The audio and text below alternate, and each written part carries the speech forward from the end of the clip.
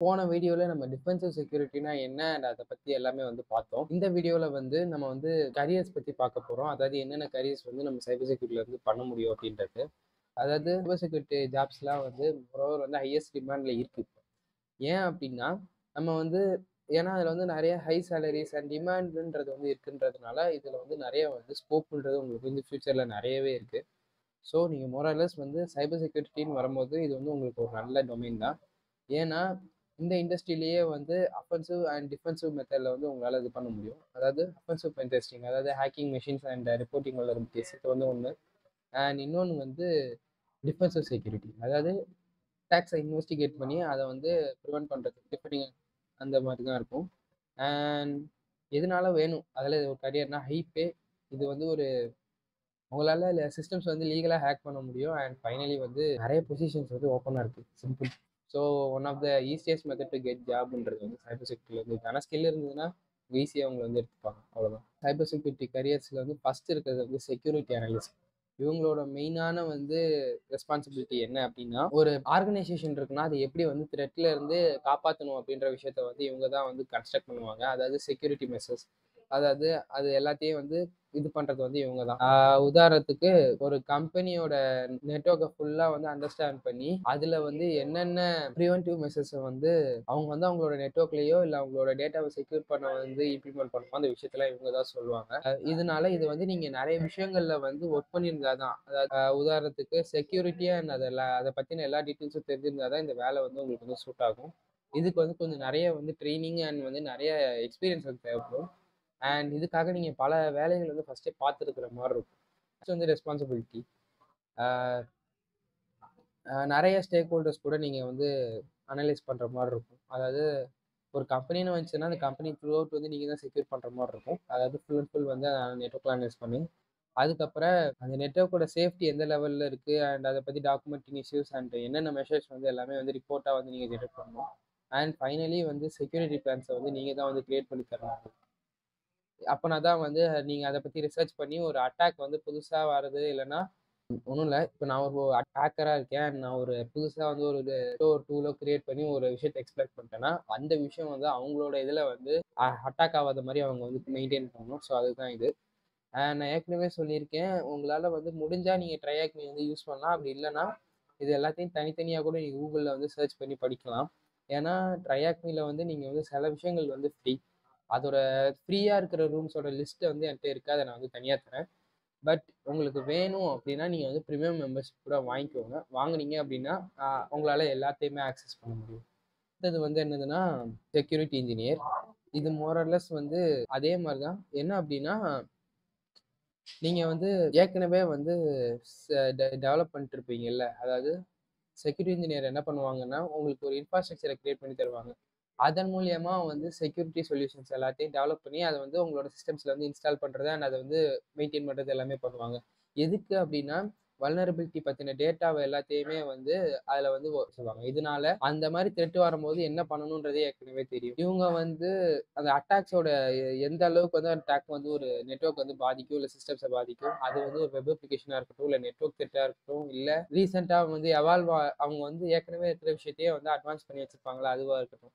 ஆனா, இதோட ultimate goal என்னன்னா, என்ன பிரச்சனை வந்தாலும் அதுக்கு அடாப்ட் ஆயி ஒரு ரிஸ்க் வந்து இல்லாம, அதாவது அதிகமா டேட்டா லாஸோ இல்ல எந்த விதமான ரிஸ்க்கோ இல்லாம இது பண்றது தான் செக்யூரிட்டி இன்ஜினியரிங்கோட இது. அண்ட் ரெஸ்பான்சிபிலிட்டின்றது வந்து இவங்க வந்து எப்படி வந்து ஒரு செக்யூரிட்டி அனலிஸ்ட் வந்து அவங்களோட விஷயங்கள்லாம் வந்து அனலைஸ் பண்ணி அதில என்னென்ன இருக்குன்னு பார்ப்பாங்க. அதே மாரி இவங்களும் பண்ணுவாங்க. அதாவது சாஃப்ட்வேர் அண்ட் மத்த எல்லா விஷயத்தையும் அனலைஸ் பண்ணுவாங்க. அதுக்கப்புறம் வந்து நெட்வொர்க்ஸ மானிட்டர் பண்ணி ஏதாவது த்ரெட்ஸ் இருக்கா? இல்ல எதனால வரும்? இல்ல ஏதாவது சிஸ்டம்ல வந்து அப்டேட் ஆகாம இருக்கா? அதனால எதுவும் வல்னரபிலிட்டி இருக்கான்றத வந்து இங்க வந்து இது பண்ணுவாங்க. அப்படி ஏதாவது பிரச்சனை இருந்துச்சுன்னா, அத உடனே சால்வ் பண்றதுக்கான சொல்யூஷனையும் குடுப்பாங்க. அண்ட் ஃபைனலி வந்து ஒரு சிஸ்டம செக்யூரா வச்சுக்கிறதுக்கு என்னெல்லாம் தேவையோ அதெல்லாம் வந்து இவங்க தான் இம்ப்ளிமெண்ட் பண்ணுவாங்க. அண்ட் அடுத்ததுன்னு வரும்போது இன்சிடென்ட் ரெஸ்பாண்டர். இன்சிடென்ட் ரெஸ்பாண்டர்னா ஏற்கனவே சொல்லியிருக்கேன் இன்சிடென்ட் ரெஸ்பான்ஸ். அதாவது அதேதான். இவங்க வந்து ஒரு இன்சிடென்ட் நடக்குதுன்னா, அது எப்படி நடக்குது? ஏன் நடக்குது? எல்லா விஷயத்தையும் வந்து அன்கவர் பண்றது தான் இதோட வேலை. அதாவது இவங்களோட வேலை. உதாரணத்துக்கு எத வச்சு அவங்க வந்து இது பண்ணாங்க? அதாவது பாலிசியா, புரோட்டோகாலா இல்ல என்ன பிரச்சனை ஆச்சு? அப்படின்ற எல்லா விதமே. இதுல சில மெட்ரிக்ஸ் இருக்கு. அதாவது எம்டிடி அதுக்கப்புறம் எம்டிடிஏ அண்ட் எம்டிடிஆர். அதாவது ஒரு அட்டாக் நடக்குதுன்றத டிடெக்ட் பண்றது, அதுக்கப்புறம் அத அக்னாலஜ் பண்றது, அது ஃபைனலா ரெக்கவர் பண்றது. இந்த 3 தான். இவங்களோட மெயின் ரெஸ்பான்ஸ் வந்து ரொம்ப வந்து ஃபினான்ஷியலா வந்து எந்த விதமான டேமேஜும் இருக்கக்கூடாது. அப்புறம் நெகட்டிவா வந்து எந்த விதமான அவங்களோட கம்பெனி வந்து எந்த விதத்திலயும் அஃபெக்ட் பண்ணிறக்கூடாது. அண்ட் மோர் ஓவர் வந்து கம்பெனியோட டேட்டா, ரெப்புடேஷன் அண்ட் மத்த எல்லாத்தையும் வந்து பிரிவென்ட் பண்றது இதோட வேலையா தான் இருக்கும். அண்ட் அடுத்தது வந்து டிஜிட்டல் ஃபாரன்சிக்ஸ் எக்ஸாமினர். இத வந்து பெருசா கேள்விப்பட்டிருப்பீங்கன்னு நெனைக்கிறேன். நம்ம வந்து இப்போ மோஸ்ட் ஆஃப் த டைம்ஸ் வந்து மெமரி அண்ட் எல்லா விஷயத்தையும் இத வச்சு தான் வந்து டிடெக்ட் பண்றோம். அதாவது என்னென்ன ஒரு அட்டாக் நடந்துச்சுன்னா, அந்த நேரத்துல வந்து என்னென்ன விஷயங்கள் வந்து நம்ம சிஸ்டம்ல மாறுது, என்னென்ன பிஹேவியர் வந்து இருந்துச்சு அந்த அட்டாக் நடக்கும்போது எல்லாத்தையுமே வந்து இது பண்ணுவாங்க. டிஜிட்டலா வந்து என்னென்ன எவிடன்ஸ் கலெக்ட் பண்ண முடியுமோ எல்லாத்தையும் வந்து இவங்க வந்து கலெக்ட் பண்ணி அதன் மூலியமா இது பண்ணுவாங்க. அதுக்கப்புறம் அந்த கேஸுக்கு ரிலேட் பண்ணி அந்த எல்லா டேட்டாவையும் அனலைஸ் பண்ணுவாங்க. அண்ட் ஃபைனலி அத வச்சு உங்களால என்ன கண்டுபிடிக்க முடியுதோ அது ஒரு ரிப்போர்ட் மாரி குடுப்பாங்க. இதோட முக்கியமான வேலை எப்படி வந்து ஒரு கிரைம் நடந்தா ஃபாரன்சிக்ஸ் வந்து ட்ரூஸ கலெக்ட் பண்ணுவாங்களோ, அதே மாரி இவங்க டிஜிட்டலா ஒரு சிஸ்டம்ல இருந்து அது ஒரு க்ளோன் எடுத்து அதன் மூலியமா வந்து எல்லாமே பண்ணுவாங்க. அப்புறம் மால்வேர் அனலிஸ்ட் ஏற்கனவே சொன்ன 2 டைப் இருக்கு. ஸ்டாட்டிக் அண்ட் டைனமிக் அப்டின்ட்டு. இவங்களோட வேலை ஒரு மால்வேர் இருக்குன்னா, அந்த மால்வேர வந்து அனலைஸ் பண்ணுவாங்க. அதாவது அத வந்து லோ லெவல் லாங்குவேஜ் அதாவது மிஷின் லாங்குவேஜ்ன்னு சொல்லுவாங்க. அந்த இதா மாத்தி அது வந்து சில பேருக்கு மட்டும் தான் தெரியும். ஸோ அவங்க என்ன பண்ணுவாங்கன்னா, அந்த மால்வேர் வந்து எப்படி ஒர்க் ஆகுதுன்றத வந்து அதுல வந்து அனலைஸ் பண்ணி அண்ட் ஃபைனலி வந்து அது எப்படி வந்து பிரிவென்ட் பண்ணலாம், டிடெக்ட் பண்ணலான்றத வந்து இது பண்ணுவாங்க. இவங்களோட மெயினான வேலை எப்படின்னா, ஒரு ரிவர்ஸ் இன்ஜினியரிங் மூலியமா அந்த மால்வேர் வந்து எப்படி ஒர்க் ஆகுது அண்ட் அது என்ன மாரி பண்ணா வந்து இது பண்ணலாம். அதுக்கப்புறம் அத பத்தின எல்லா விஷயங்களையும் வந்து டாக்குமெண்ட்டிங்கா ஒரு ரிப்போர்ட் மாரி குடுப்பாங்க. அவ்வளவுதான். அண்ட் இப்போ தான் மெயினான டாபிக்கே வரும். Penetration tester. இது ஏற்கனவே சொல்லியிருக்கேன். அதாவது பெனட்ரேஷன் டெஸ்டிங்ங்கும்போது இது வந்து ஒன் ஆஃப் த கரியர். இவ்வளவு நேரம் வந்து அஃபென்சிவ், டிஃபென்சிவ்னு பார்த்தோம். இப்போ வந்து டோட்டலா என்னென்ன கரியர்ஸ் இருக்குன்னு பார்க்கறதுனால இதுல வந்து பெனட்ரேஷன் டெஸ்டிங்கும், ரெட் டீமரும் வந்து வருது. பெனட்ரேஷன் டெஸ்டர் இவங்களோட வேலை என்ன அப்படின்னா, ஒரு கம்பெனியோ இல்ல ஏதோ ஒரு இருக்கு அப்படின்னா, பென் டெஸ்டிங் நீங்க எத்திக்கல் ஹேக்கிங்னு சொல்லலாம். நான் ஏற்கனவே சொல்லியிருக்கேன். அதாவது ஏன் அப்படின்னா, இவங்களோட ரோல் அதாவது இவங்களோட வேலைன்றது எப்படின்னா, சிஸ்டம் அண்ட் சாஃப்ட்வேர் வந்து ஒரு கம்பெனிக்குள்ளார எல்லா நெட்வொர்க்ஸையும் இன்க்ளூடிங் வந்து அதுல ஏதாவது ஃப்ளா அதாவது ஏதாவது எக்ஸ்ப்ளாய்ட்ஸோ, வல்னரபிலிட்டிஸோ இல்ல ஏதோ சம்திங்னால வந்து மிஸ்கான்ஃபிகரேஷன் இருக்கு அப்படின்னா, அது எல்லாத்தையுமே வந்து ஹேக்கிங் மூலியமா இவங்க வந்து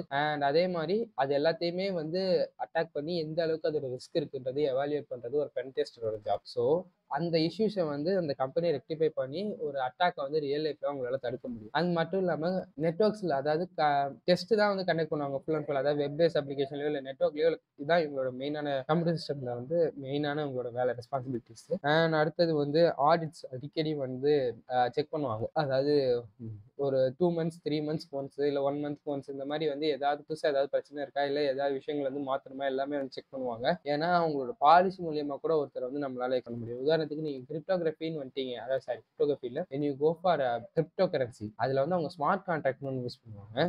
அந்த கான்ட்ராக்ட் வந்து ஒரு வேலை அதாவது பாலிசி மாதிரி சில ரூல்ஸ் இருக்கும். அதுல ஏதோ ஒரு விஷயத்துல வந்து நீங்க வந்து தப்பா வந்து கான்ஃபிகர் பண்ணியிருந்தீங்கன்னா அந்த கான்ட்ராக்ட் யூஸ் பண்ணி ஒருத்தர் இருந்து இன்னொரு உங்களால பிட்காயின்ஸ் வந்து எக்கச்சக்கமா வந்து இது பண்ண முடியும். அண்ட் அது மட்டும் இல்லாம இதன் மூலியமா கூட இது பண்ண முடியும். எவாலுவேஷன் பண்ணி அண்ட் ஃபைனலா வந்து ரிப்போர்ட் மாதிரி கொடுத்து எப்படி வந்து ப்ரிவென்ட் பண்ணலாம், அட்டாக்ஸ் ப்ரிவென்ட் பண்ணலாம் எல்லாமே வந்து சொல்லுவாங்க. இதான் வந்து ஒரு பென்டெஸ்டர் வேலை. அண்ட் ஃபைனலி வந்து ரெட் டீமர் அண்ட் மோஸ்ட் ஆக்சுவலா எனக்கு வந்து ஒரு ரெட் டீமர் ஆகணும் தான் ஆசை. பட் என்ன பிரச்சனை அப்படின்னா ப்ளூ டீம் கத்துக்கிட்டீங்கன்னா ரெட் டீம் வந்து உங்களால ஒரு வாஸ்டா வந்து அனலைஸ் பண்ண முடியும். ஏன்னா ரெட் டீமிங்னு வரும்போது நிறைய வேலைகள் இருக்கு. பட் ப்ளூ டீமிங்னு வரும்போது உங்களுக்கு வந்து ஒரு ஐடியா இருக்கும். உங்களால வந்து ஈஸியா வந்து அதை கத்துக்க முடியும். ஏன்னா அதுல வந்து செக்யூர் கோடிங், ஃபயர்வால்ஸ் கான்ஃபிகர் பண்றது, எப்படி வந்து அட்டாக்கை டிடெக்ட் அண்ட் ப்ரிவென்ட் பண்றது, இந்த மாதிரி எல்லாமே வந்து படிப்பீங்க. ஏன்னா உங்களுக்கு அட்டாக் எங்க எங்க நடக்கும் தெரிஞ்சிருச்சு அப்படின்னா நீங்க அட்டாக் பண்ணும்போது உங்களுக்கு ஈஸியா இருக்கும். எந்தெந்த எப்படி வந்து அட்டாக் பண்றதுன்றது உங்களுக்கு ஐடியா கிடைச்சிடும். அவ்வளவுதான் டிஃபரன்ஸ். ஸோ ஒரு ப்ளூ டீமரா இருந்தீங்க அப்படின்னா ரெட் டீமிங் வந்து உங்களுக்கு இன்னும் ஈஸியா இருக்கும். அதாவது அந்த பாயிண்ட் ஆஃப் வியூல பார்க்கும்போது உங்களுக்கு ரெட் டீமிங் ஈஸியா இருக்கும். இல்ல உங்களுக்கு ரெட் டீமிங் பிடிக்கும்னா நீங்க red teaming. And more over வந்து எப்படின்னா ஒரு ரெட் டீமிங்ன்றது வந்து ஒரு குரூப் ஆஃப் பீப்புள். அதுல வந்து ஒன் ஆஃப் த மெம்பரா இருப்பீங்க. உங்களோட எக்ஸ்பர்டைஸ் வந்து எதுவானாலும் இருக்கும். மேபி நீங்க கிரிப்டோகிராஃபிக் ஸ்பெஷலிஸ்டா இருக்கலாம், இல்ல பாஸ்வேர்ட் கிராக்கிங், இல்ல இன்ஃபர்மேஷன் கேதரிங், இந்த மாதிரி இல்ல ஏதாவது எக்ஸ்ப்ளாய்ட் எழுதுறது, இந்த மாதிரி விஷயங்களே நீங்க வந்து ஸ்பெஷலிஸ்டா இருந்தீங்கன்னா ஒன் ஆஃப் த டீம் மெம்பரா நீங்க இருப்பீங்க. அண்ட் ஏற்கனவே நான் ஆஸ் ஐ செட் பென்ட்ரேஷன் டெஸ்ட்ல வந்து அதே தான் கிட்டத்தட்ட இதே மாதிரி தான் இருக்கும். நீங்க வந்து ஒரு ரெட் டீமுக்கும் இல்ல சிமிலாரிட்டி என்னன்னா பெனட்ரேஷன் டெஸ்டர் வந்து ஒரு அந்த சிஸ்டம்ல இருக்க எல்லா வல்னரபிலிட்டியும் கண்டுபிடிப்பான். ஆனா ரெட் டீமர்ன்றதுவன் என்ன பண்ணுவான்னா டிடெக்ஷன் அண்ட் ரெஸ்பான்ஸ், அதாவது எப்படி இருக்கு உதாரணத்துக்கு சைபர் கிரிமினல்ஸ் மாதிரியே வந்து நீங்க வந்து வேலையை பார்க்கணும். அண்ட் அதே மட்டும் இல்லாம டிடெக்ஷன் அவாய்ட் பண்றது எல்லாமே வந்து நீங்க வந்து இது பண்ற மாதிரி தான் இருக்கும். இந்த ஸ்கேன்ஸ் வந்து மந்த்து இல்லைன்னா சில சமயம் வந்து ரொம்ப லாங்கா கூட போகலாம். அண்ட் அது வந்து டிபெண்டிங் அந்த கம்பெனிஸ் டேர்ம்ஸ் அண்ட் கண்டிஷன்ஸ், அது டிபெண்ட் பண்ணி அவங்க என்ன கண்டிஷன் கொடுக்குறாங்களோ அதெல்லாம் டிபெண்ட் பண்ணி தான் இருக்கும். They are often suited to organisation. ஏன் அப்படின்னா ஒரு நார்மலா வந்து நான் ஒரு சின்ன கம்பெனி வச்சிருக்கேன் அப்படின்னா எனக்கு இவ்வளவு பெரிய இதே தேவையில்ல, எனக்கு ஒரு பென்டெஸ்ட் டெஸ்டரே போதும். ஏன்னா தே கேன் ஃபைண்ட். ஆனா ஒரு காக்னிசன்ட்டோ இல்ல டிசிஎஸோ இல்ல கூகுளோ இவங்களுக்கு வந்து உண்மையுமே டேட்டான்றது வந்து முக்கியம். ஏதாவது பிரச்சனை ஆச்சுன்னா அவங்களுக்கு தான் வந்து தலை உருளும்.